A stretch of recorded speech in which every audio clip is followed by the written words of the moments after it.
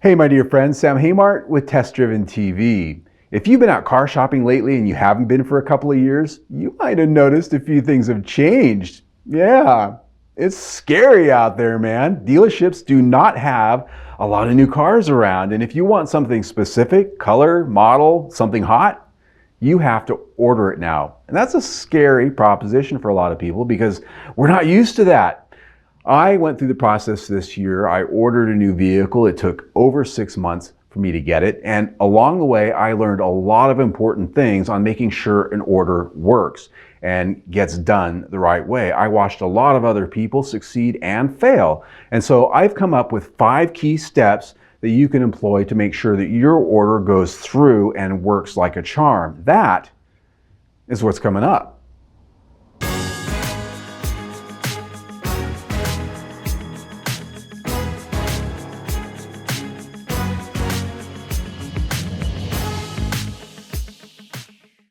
Buying a new car today is different than it was just a couple of years ago.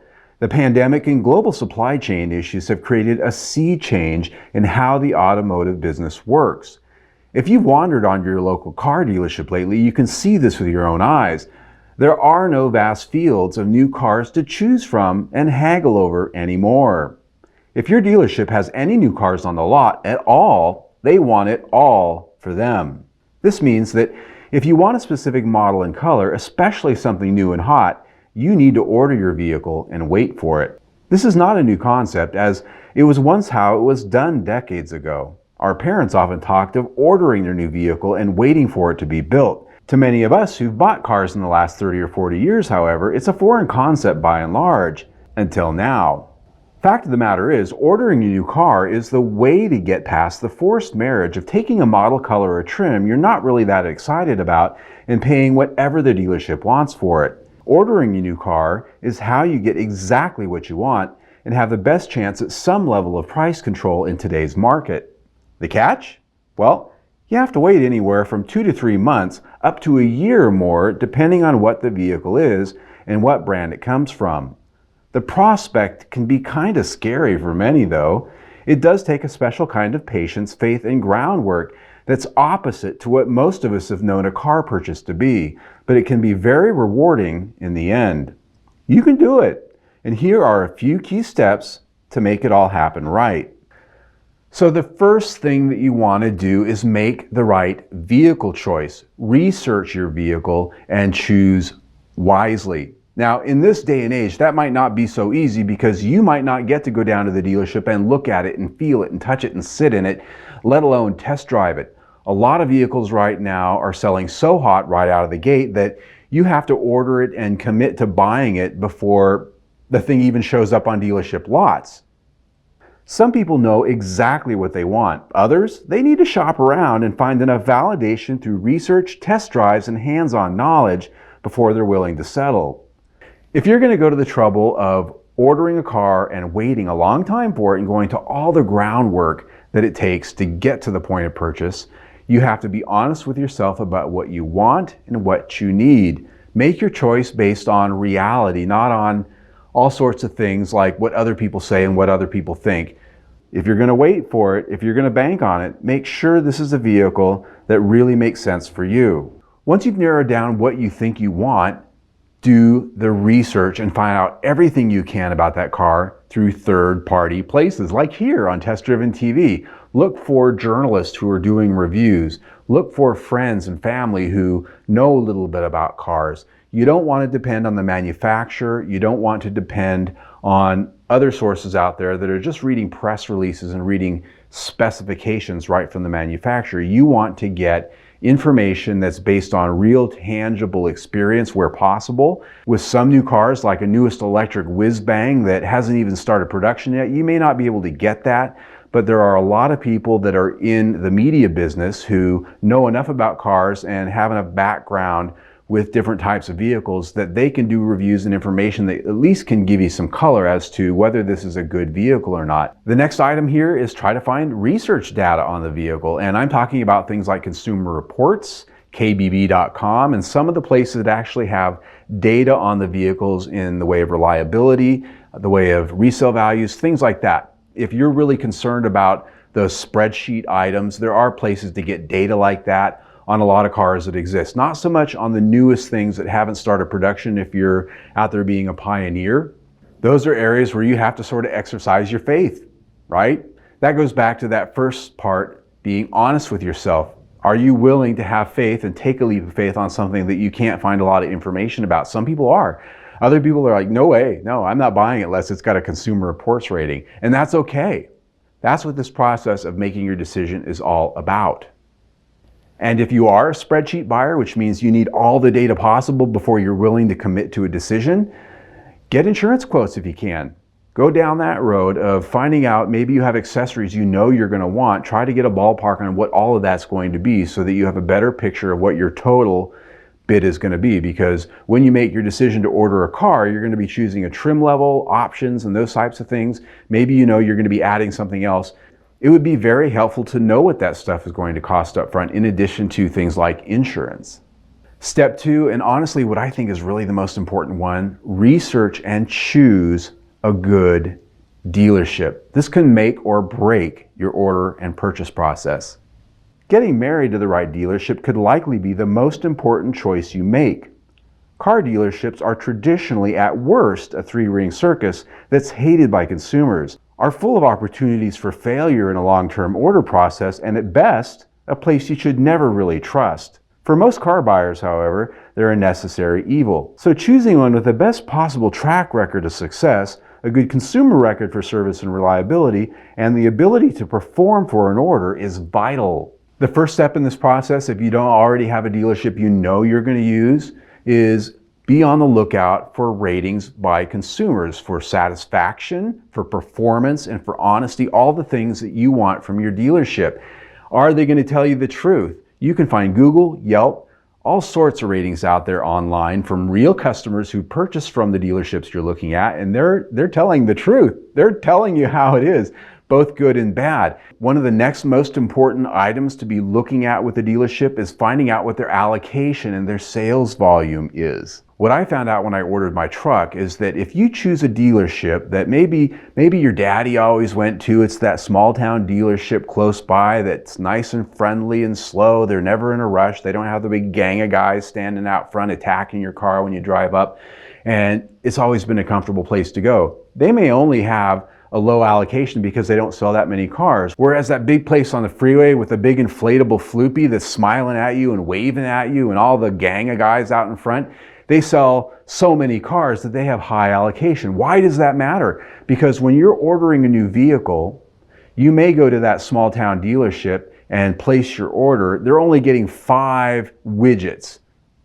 that year. And maybe they've taken orders for 5 or 6 or 8 or 10 widgets. Guess what?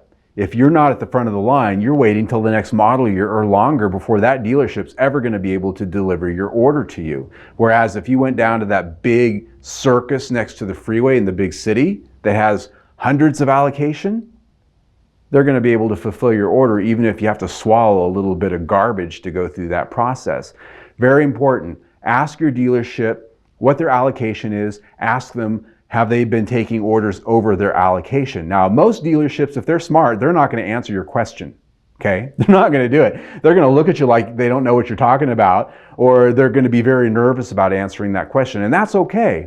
But ask it. Find out how they react, because sometimes the reaction you get from them, is the answer that you're looking for.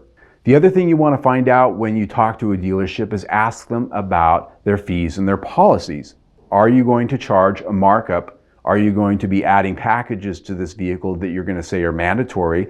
Do you have junk fees or other fees that you're going to put on top of this vehicle that are more than the price we agree on? I want to know that up front. I want to know what your policies are, because some dealers, they put a mandatory $1,500 or $2,000 worth of garbage on top of the price of a vehicle. Most of the time, you don't know that till you get to the dealership and it's there.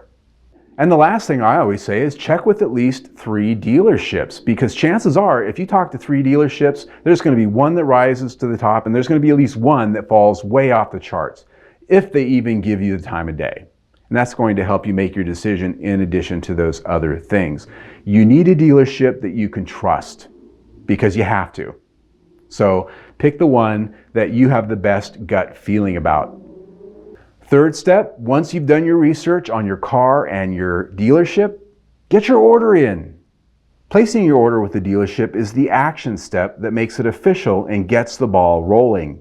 Many orders start with the online reservation through the manufacturer website, but it's not a hard order until you and the dealership come to an official agreement and make it so. A buyer's order at the dealership is not a binding contract, which means that you, in most cases, can opt out of it at any time for any reason. There is often a good faith deposit asked for by dealerships that ranges anywhere from $100 to $1,000 or more. Sometimes nothing at all. In almost all cases, a deposit is refundable if you have to opt out of your order. At the time of placing an order, details about financing, trade-in, and actual purchase framework are not necessarily discussed or written into stone. These details won't really be relevant to your deal until the time the vehicle arrives. Right now, it's all about getting your place in line and getting your name on a future vehicle. First thing you want to do is agree on the price. Now, this is very important.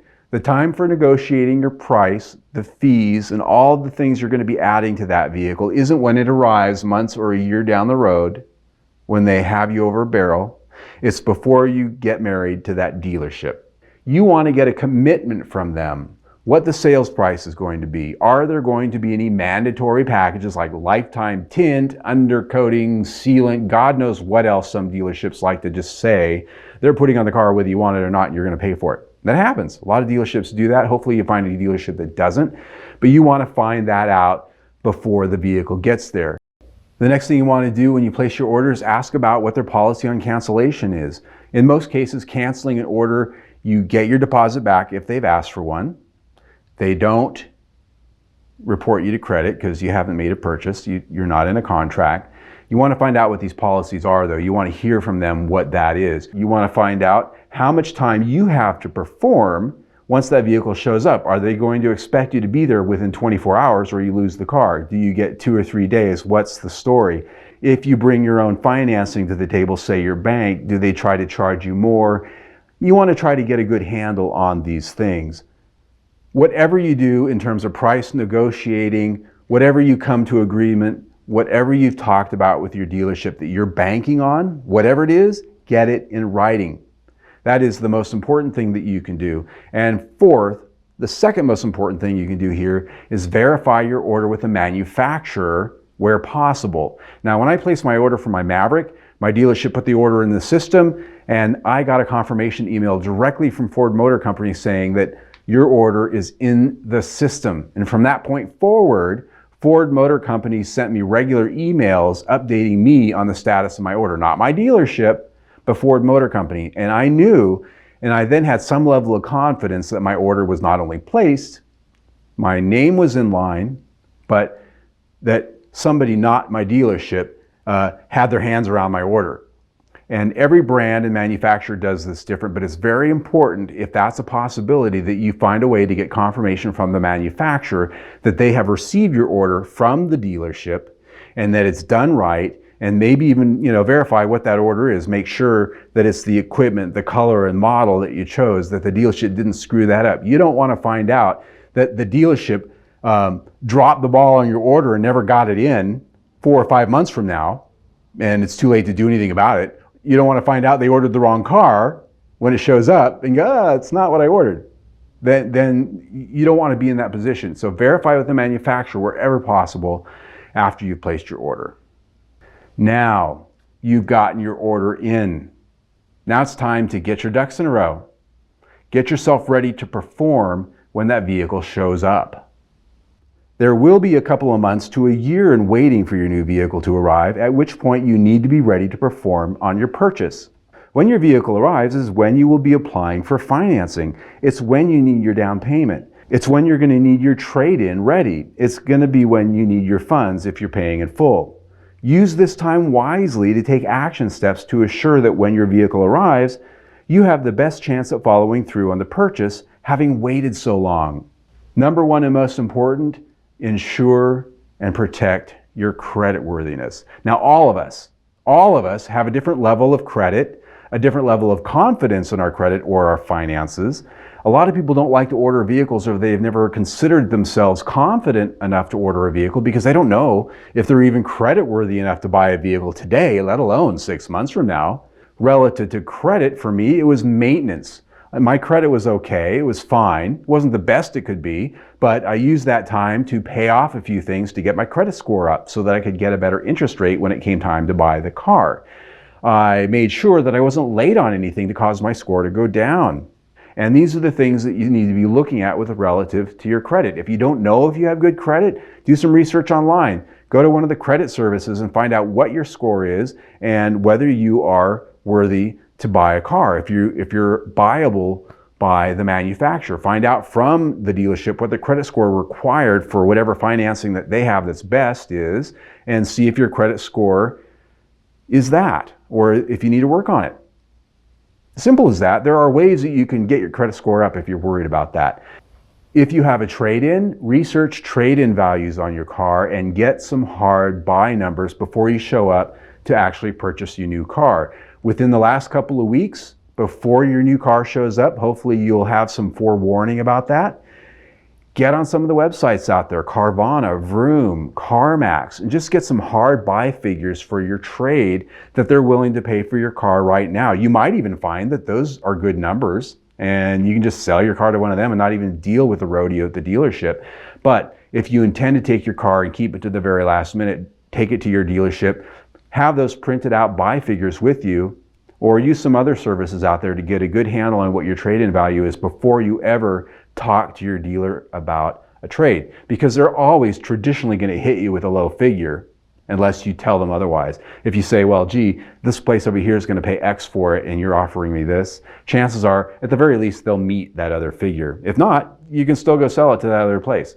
So walk in educated and ready to have plan B and plan C on your trade before you actually go in to pick up your new vehicle. Very important. Sell it if you can. And getting your vehicle ready to sell and trade is part of the get your ducks in a row process. I had 2 cars that I needed to get rid of in order to get my new truck. One was a used car. I had to sell it, but I had to fix it up and do some work on it to sell it. Luckily, in those months that I was waiting for my new vehicle to show up, I was able to spend some money and some time getting that car fixed up so I could get the maximum amount of money for it. And I was able to also do that with my trade so that when it came time to trade it in, there wasn't very many things the dealership could point to and pick apart. And lastly, save some money. If you're paying cash for your new vehicle, or if you just want to have more money down, save some money. You've got time now. You know you're buying a car in 2 or 3 months to a year, wherever that falls on the calendar. Start throwing some money into the bank and don't spend it. Save money, don't spend it. Simple as that. Get your ducks in a row. The 5th and final step, and this is the one that really takes a lot of grit, stay on top of your order. Be vigilant.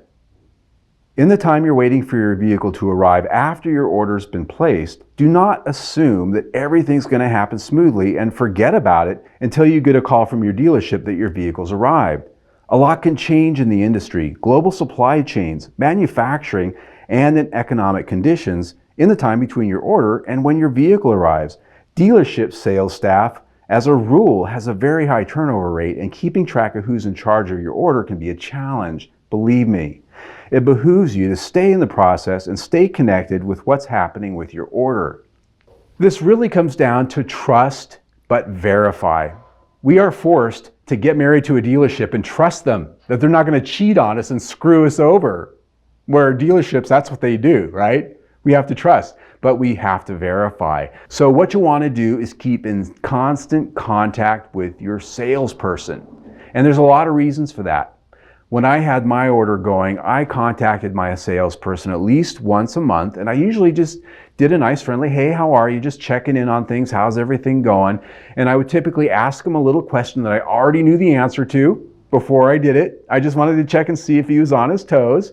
And luckily for me, I had a salesperson that almost always knew exactly what I was talking about, which gave me confidence to keep going down the road. It's just a way to kind of keep tabs on what's going on. The other reason why you want to do that is because sales staff at dealerships is typically high turnover. They come and go I used to sell cars, and I tell you what, every month I had a new group of people I was working with, whether it be bosses, other salespeople, middle management, whatever. It's cyclical. So when you go place your order at the dealership, it might very well be that the salesman you talk to might be long gone by the time your car shows up. The whole sales staff might be gone. You might have a whole new group of people there that don't know who the hell you are. They don't know anything about your order and all of that. So you want to stay in constant contact with your dealership. So if your salesperson changes, you get to know a new salesperson, you build a rapport with them. You want to stay on top of this so that when that car shows up, you have somebody who's in charge of your order. They don't just forget who you are and sell that car to somebody else. I know that sounds ridiculous, but I've seen it happen. The other thing you want to do is keep an eye on what's happening with your order relative to the manufacturing world. Now, one of the things I did, and I highly recommend, is I joined a couple of the web forums. People are talking about what's going on with their own orders, and it's a great place to get real life data on what other people are going through, what other people are hearing from their dealerships, what the manufacturers are putting out there in the way of news. Because if you go to the car magazines or some of the websites out there, they're not always talking about the daily things going on at that manufacturer. You might find out that they ran out of parts for this particular package, and if you drop that package from your order, your vehicle's going to get built sooner. Things like that, right? You might find out that that dealership over there is screwing everybody, and you might not want to do business with them. There's all sorts of good information you can glean from social media, from web forums, and from watching the news around your vehicle. Now, I did that. Now, I'm in journalism, so it was just natural for me to live in that space. And I actually got to watch other people do the same thing I was doing with an order, and watch people fail, watch people succeed, and learn some of these things I'm telling you right now. So a very important thing to do, and that helps you have some of those questions you can ask your salesman when you contact them once a month to see if they know what the hell they're doing.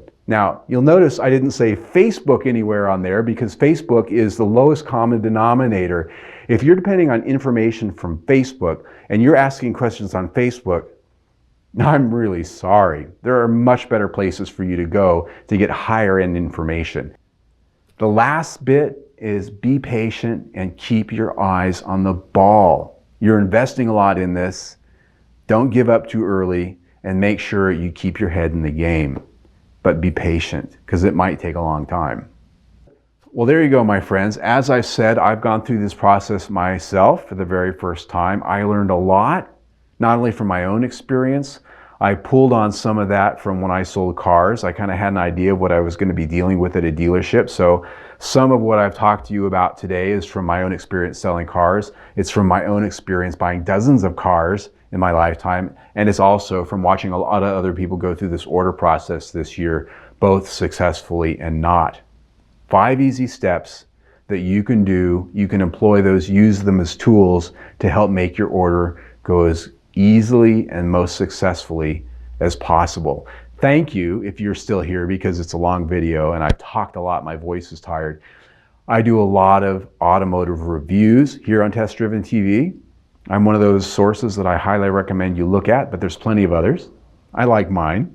You can see our latest video review right there. Better yet, subscribe to our YouTube channel right there, and follow us on social media down below. Thank you.